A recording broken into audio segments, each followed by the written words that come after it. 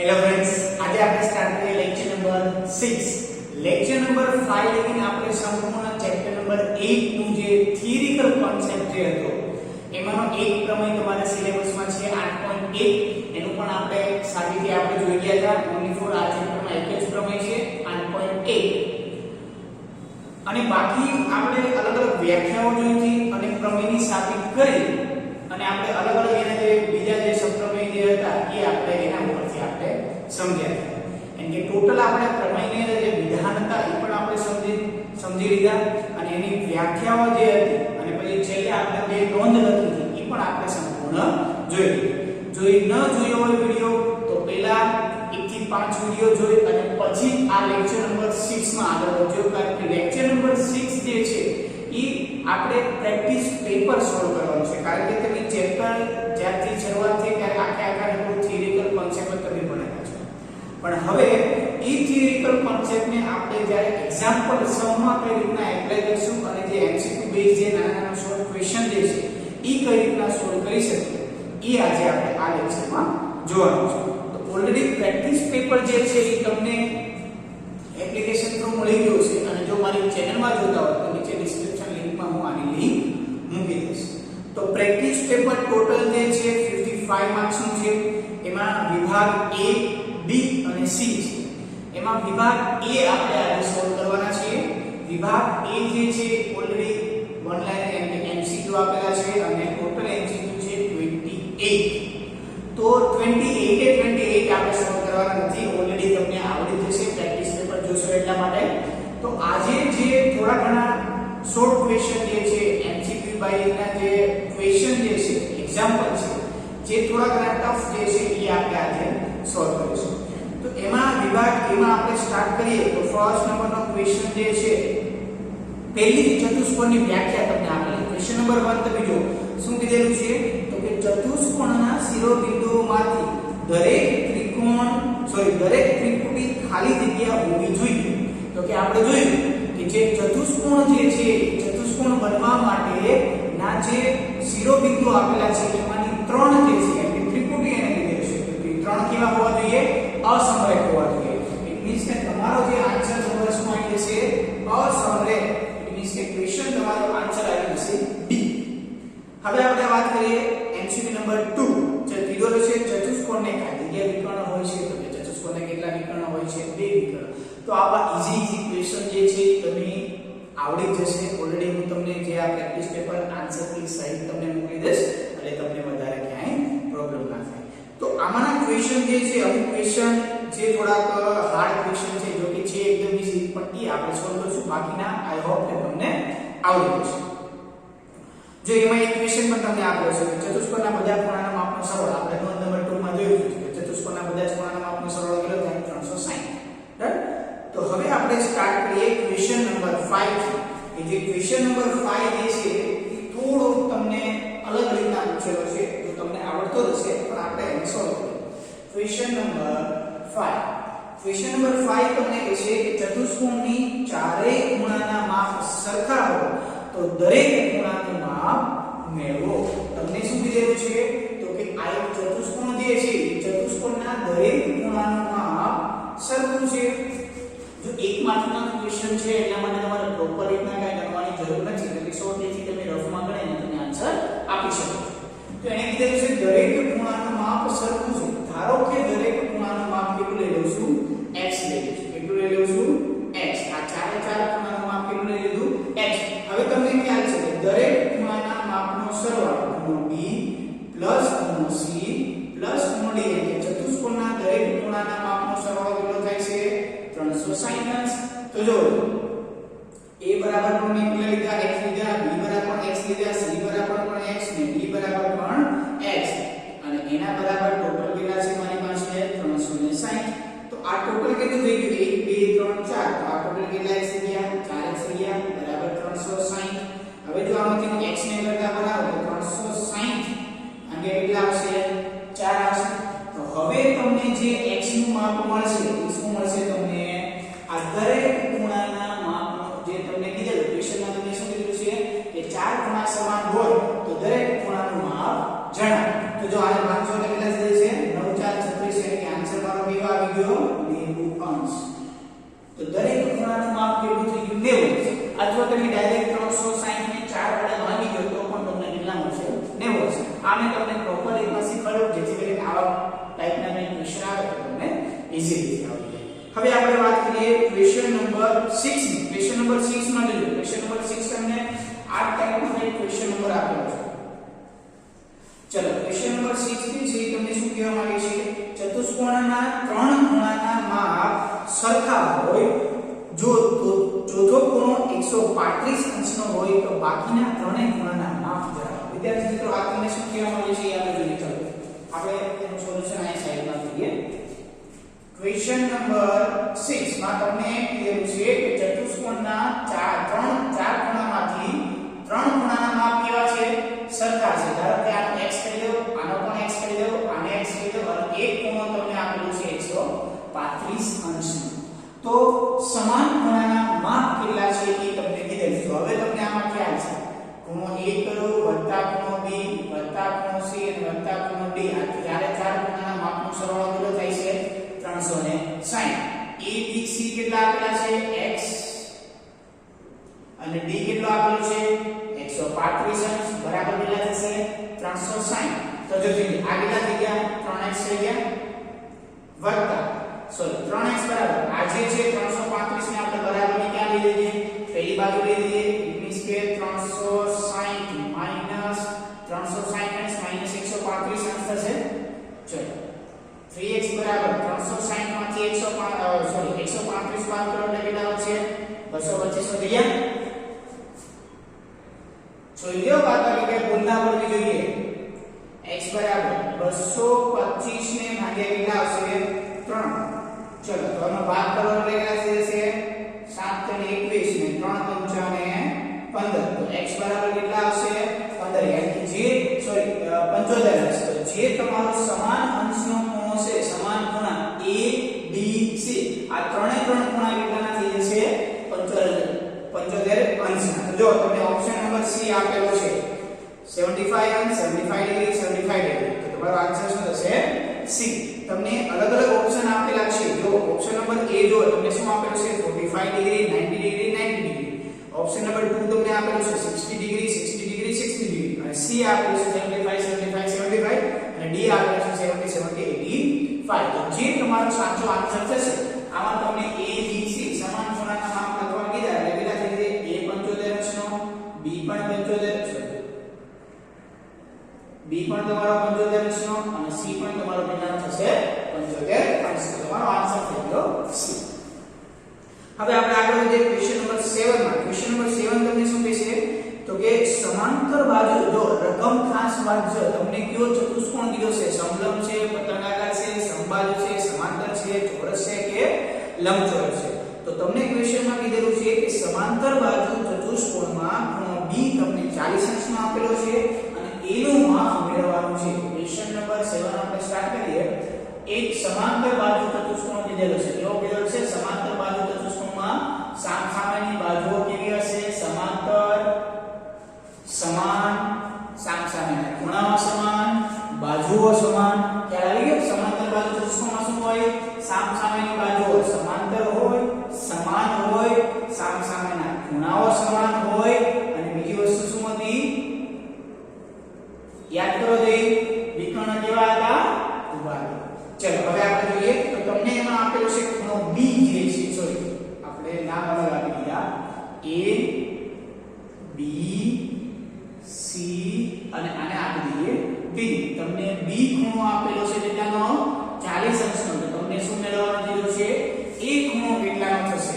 વિદ્યાર્થી મિત્રો હવે આપણે જોઈએ ચેપ્ટર નંબર 6 રેખાઓ અને ખૂણામાં જોઈએ. રેખાઓ અને ખૂણામાં શું હતું કે જો બંને રેખા સમાંતર હોય તો અનુકોણ, યુગ્મકોણ અને છેદિકાની એક તરફના ખૂણા અનુકોણ, યુગ્મકોણ સરખા હશે અને છેદિકાની એક તરફના ખૂણાનો સરવાળો કેટલો થાય? 180. તો આ તમને કીધેલું છે સમાંતર બાજુ ચતુષ્કોણ. તો જો આ AD સમાંતર કઈ થઈ જશે? BC થઈ ગઈ. અહીં તમને શું આપેલું છે? આન્સરમાં લખી શકો કે ભાઈ AD સમાંતર BC. હવે સમાંતર છે એટલે કે I ની છેદિકા થઈ ગઈ AB. તો છેદિકાની A તરફના ખૂણા કેટલા થશે? 180 ના થશે. તો અહીં આપણે લખી શકીએ કે ખૂણો A વત્તા ખૂણો B બરાબર છેદિકાની એક તરફના ખૂણાનો સરવાળો કેટલો થાય છે 180. જોજો ચેપ્ટર ભણીએ છે 8મો પણ યુઝ ક્યાં થાય છે ચેપ્ટર નંબર 6 નો યુઝ થાય છે. યાદ રાખજો વિદ્યાર્થી મિત્રો આ બધા ચેપ્ટર એકબીજાને પેરેલલ હોય છે એટલે બધા જ ચેપ્ટરનો જે નાના કોન્સેપ્ટ જે છે એકદમ વ્યવસ્થિત ક્લિયર કરી નાખો જેથી કરીને આપણે આગળના ચેપ્ટરમાં વાંધો ના. હવે ખૂણા A નું માપ તમને મેળવવાનું કીધું, ખૂણા B નું માપ તમને આપેલું છે 40 અને આ કીધું 180. જો ખૂણા A ને કરતા બનાવો તો શું થશે 180 40 થશે.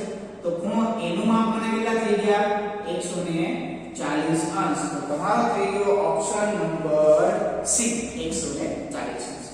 હવે આપણે વાત કરીએ ક્વેશ્ચન નંબર 9 ની. તો ક્વેશ્ચન નંબર 9 માં આપણે આગળ વધીએ. ક્વેશ્ચન નંબર 9 જો બાકીના જે ક્વેશ્ચન છે એકદમ થિયરિકલ ક્વેશ્ચન છે અને જો તમે થિયરી વ્યવસ્થિત જોઈ લેશો એટલે બાકીના ક્વેશ્ચન તમને ઈઝીલી થી આવડી જશે. આજે થોડા કેલ્ક્યુલેટ ટાઈપના ક્વેશ્ચન જે છે એ હું તમને અહીં સોલ્વ કરાવું છું. ક્વેશ્ચન નંબર 9 જે છે એ ખાસ ઇમ્પોર્ટન્ટ ક્વેશ્ચન છે વિદ્યાર્થી મિત્રો. તમને શું આપેલું છે ફરી વખત તમને કીધેલું છે કે સમાંતર બાજુ ચતુષ્કોણમાં B - C ખૂણો B - C તમને 40 અંશનો આપેલું છે અને ખૂણો A નું માપ મેળવવાનું છે. ક્વેશ્ચન નંબર 8 આપણે બાકી લઈએ એટલે આપણે ક્વેશ્ચન નંબર 8 જોઈ લઈએ. ક્વેશ્ચન નંબર 8 માં પણ સમાંતર બાજુ ચતુષ્કોણ ABCD આપેલું છે. તો ફરી વખત આપણે સમાંતર બાજુ ચતુષ્કોણ દોરી નાખીએ. નામ પણ અહીં જ આપી દઈએ A B C અને D. અને હવે તમને એમાં કીધેલું છે કે ખૂણો A જેમ ખૂણો B બરાબર કીધેલો છે 2m3. તો ખૂણા D નું માપ તમારે મેળવવાનું છે. હવે ખૂણા D નું માપ મેળવતા પહેલા તમને અહીંયા શું આપેલું છે A જેમ B એટલે કે આ તમને માપ જે છે ફિક્સ માપ આપેલું નથી. તમને શું આપેલું છે ગુણોત્તર આપેલું છે. ચતુષ્કોણ જે છે મારો કયો ચતુષ્કોણ છે સમાંતર એટલે કે બાજુઓ સમાંતર હશે સમાન હશે સામસામેના ખૂણા સમાન હશે.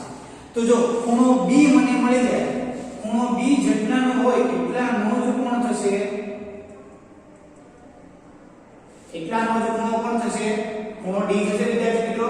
કારણ કે સમાંતર બાજુ ચતુષ્કોણમાં સામસામેના ખૂણા કેટલા હોય સમાન હોય. તો આપણો મેઈન ગોલ શું રહેશે કે ખૂણો D મેળવવાનો.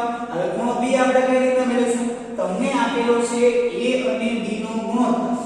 તો તમને ખ્યાલ છે સમાંતર બાજુ ચતુષ્કોણ હોય તો AD સમાંતર શું થાય BC થાય અને છેદિકાની એક તરફના ખૂણાનો સરવાળો કેટલો થશે 180. તો આનો આ જ નિયમ આપણે અહીં યુઝ કરી શકીએ. ચલો કરીએ કે શું થશે ખૂણો A એના પ્રથમ આપણે જે માપ આપેલા છે એને આપણે ફિક્સ માપ નથી તો આપણે પેલા ધારી લઈએ. ધારો ખૂણા A બરાબર શું થશે 2x અને ખૂણા B બરાબર આપણે શું ધારી લઈએ 3x ધારી લઈએ. હવે આપણે આ નિયમ યુઝ કરીએ કે ખૂણો A વત્તા ખૂણો B છેદિકાની એક તરફના ખૂણા હોવાથી તેનો સરવાળો કેટલો થશે 180 થશે. તો ખૂણા A નું માપ તમને આપેલું છે કેટલું આપેલું છે 2x. ખૂણા B નું માપ પણ તમને આપેલું છે 3x અને આ બરાબર કેટલા થશે 180.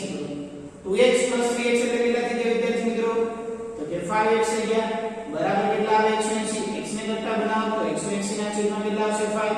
તો x બરાબર જે છે કેટલો થશે તો કે ભાગ કેટલો આવશે 5 તેરી 15 30 * 6 * 5 = 30 એટલે કે x જે છે એ કેટલાનો થઈ ગયો 36 અંશનો x છે. x જે છે એ મારો કેટલાનો થઈ ગયો 36 અંશનો x. તો જો હું x ની કિંમત હું આ બંનેમાં મૂકું તો મને બંને ખૂણાના માપ મળી જાય. પણ મારે ખાલી a નું માપ તો કાઈ જોતો નથી કેમ કે મને c મેળવવાનો કીધો નથી. મને શું મેળવવાનો કીધો છે d મેળવવાનો કીધો. તો જો ખૂણા b નું માપ મને મળી જાય તો d તો ઓલરેડી કેટલો થઈ જશે સરખો થઈ જશે. તો લખી નાખીએ અહીં ખૂણો b જે છે કેટલાનો આપેલો છે 3x નો આપેલો. ચલો જે x ની કિંમત આપણે 36 મૂકી લઈએ તેનો ગુણાકાર કરો એટલે કેટલો થઈ ગયો 6 તરી 18 વધી પડી 1 3 3 9 ને 1 10. તો ખૂણા b નું માપ કેટલું થઈ ગયું 118.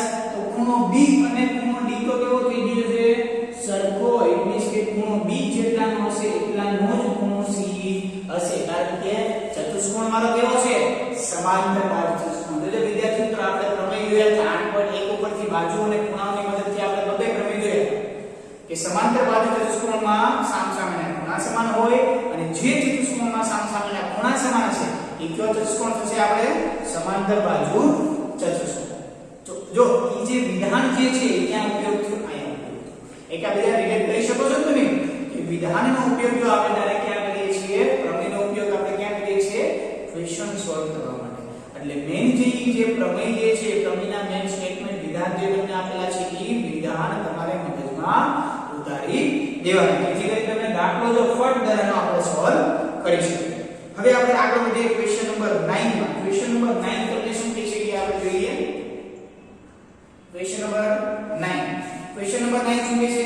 ફરી વખત સમાંતર બાજુ ચતુષ્કોણ આવ્યો તો સમાંતર બાજુ ચતુષ્કોણ તમને ABCD આપેલો છે.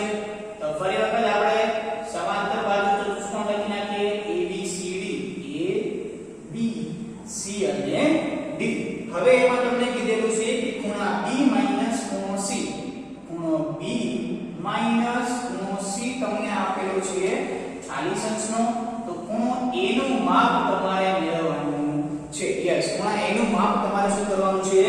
મેળવવાનું છે. વિદ્યાર્થી મિત્રો ક્વેશ્ચન જે છે એકદમ ઈઝી છે. ક્વેશ્ચનમાં કાઈ જ છે નહીં, પણ જસ્ટ ખાલી તમારે શું યુઝ કરવાનું છે? થોડુંક લોજિક યુઝ કરીએ એટલે આપણને મળી જશે.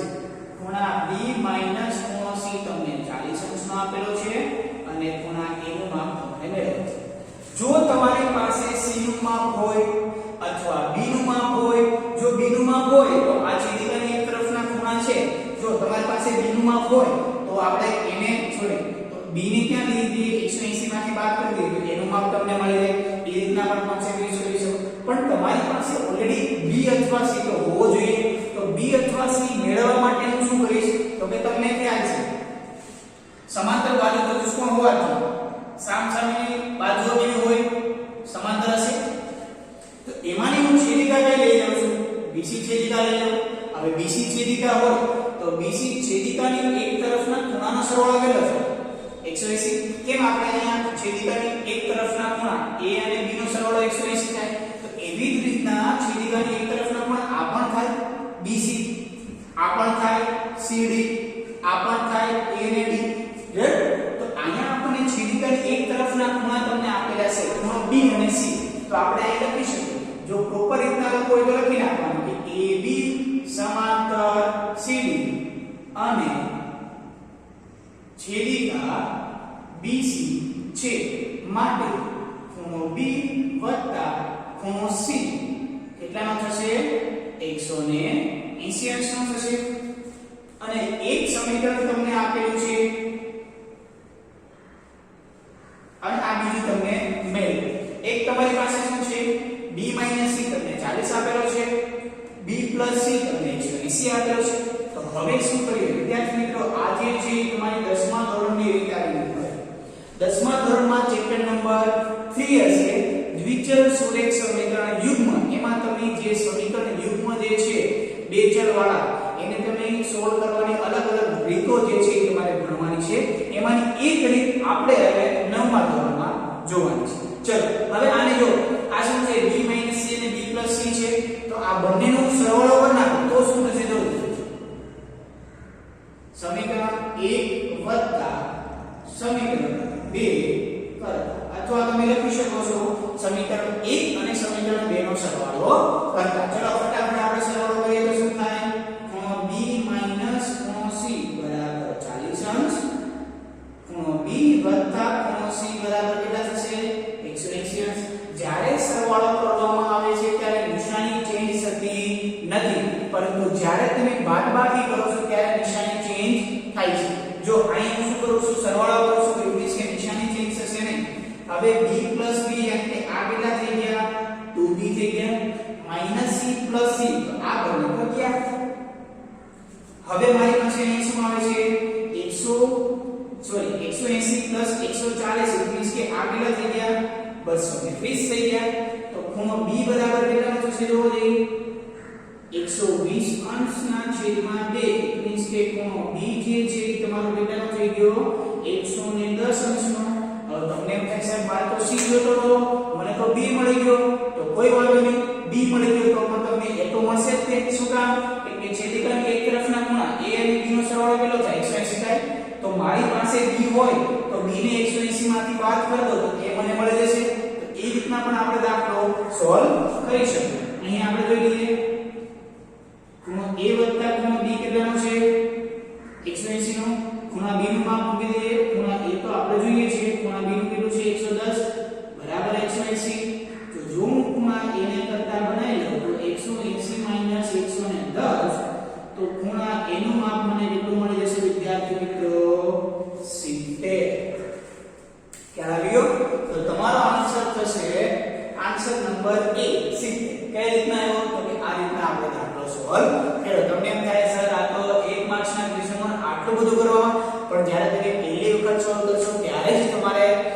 લાગશે, પણ હવે તમારે એક પણ ક્વેશ્ચનમાં વાર લાગશે નહીં, કેમ કે આવા ક્વેશ્ચન તમે ઓલરેડી ફેસ કરેલા છે, ટ્રાય કરેલી છે, પ્રેક્ટિસ કરેલી છે, એટલા માટે હવેના નેક્સ્ટ જે ક્વેશ્ચન આવશે, નેક્સ્ટ લેવલના ક્વેશ્ચન એ તો તમને ઈઝીલી આવડી જશે.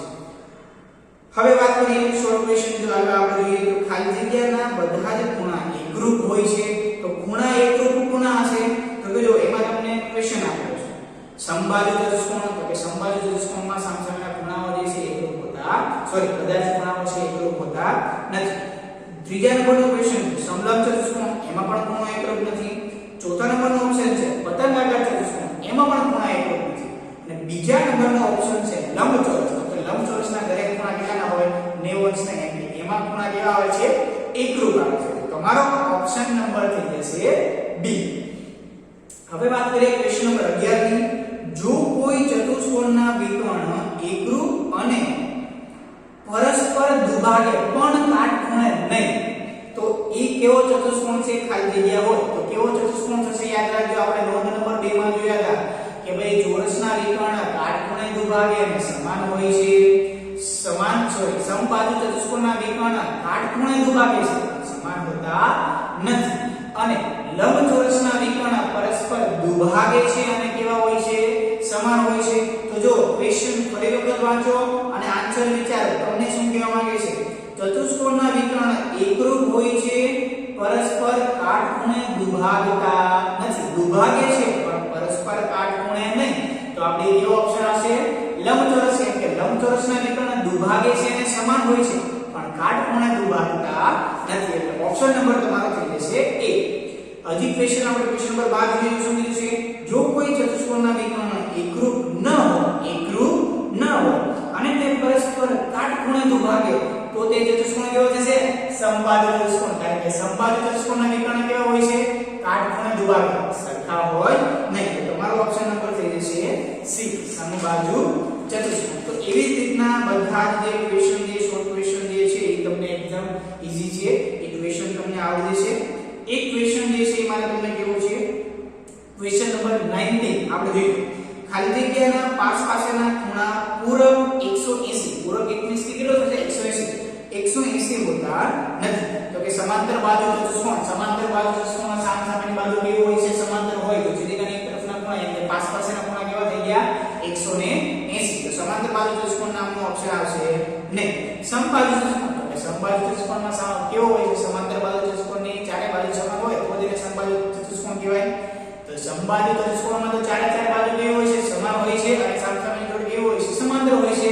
તો પાસેના ખૂણા કેટલા થઈ ગયા? સમાંતર જોડ આવી એટલે કે પાસેના ખૂણા તો 180, તો એ પણ ઓપ્શનમાં નહીં આવે. લંબચોરસ, તો કે લંબચોરસમાં કેવું હોય છે? સામસામેની બાજુઓ કેવી હોય છે? સમાન અને સમાંતર હોય છે. તો એના ખૂણાનો સરવાળો પણ 180 થાય છે, એટલા માટે એ પણ ઓપ્શન નહીં આવે. ઓપ્શન નંબર ડી, સમલંબ ચતુષ્કોણ. તો કે સમલંબ ચતુષ્કોણ જે છે એના આમાં તમને ખાલી જગ્યામાં શું કીધું છે? ખાલી જગ્યાના પાસેના ખૂણા 180 ના હોય. તો આજે સમલંબ ચતુષ્કોણમાં ખાલી એક જ જોડ કેવી હોય છે? સમાંતર હોય છે. ઇટ મીન્સ કે આ બાજુ કેવી છે? સમાંતર છે, આ બાજુ પણ કેવી છે? સમાંતર છે. તો આ ખૂણા અને આ ખૂણાનો સરવાળો 180 થશે, આ ખૂણા અને આ ખૂણાનો સરવાળો 180, પણ આ બંને ખૂણાનો 180 થશે નહીં થાય, કારણ કે આ રેખા તો જો સમાંતર છે જ નહીં. ખ્યાલ આવ્યો તમને? હા, આ બંને જોડ 180 ની થશે, આ બંનેનો સરવાળો 180 નો થશે, પણ શું આ બંનેનો સરવાળો 180 થશે? નહીં. આ બંનેનો સરવાળો 180 થવા માટે આ બંને રેખા કેવી હોવી જોઈએ? સમાંતર. પણ અહીંયા તો કેવી થાય છે? જો આપણે નામ ભાગીશું, સમાંતર તો છે જ નહીં, એટલા માટે સમલંબ ચતુષ્કોણ તમારો ઓપ્શનમાં આન્સર આવશે. બાકીના ક્વેશ્ચન તો એકદમ ઈઝી છે ક્વેશ્ચન છે. હા, એક ક્વેશ્ચન માં તમને કહ્યું છે question number 27, second last question. એ આપણે અહીંયા આપણે જોયું.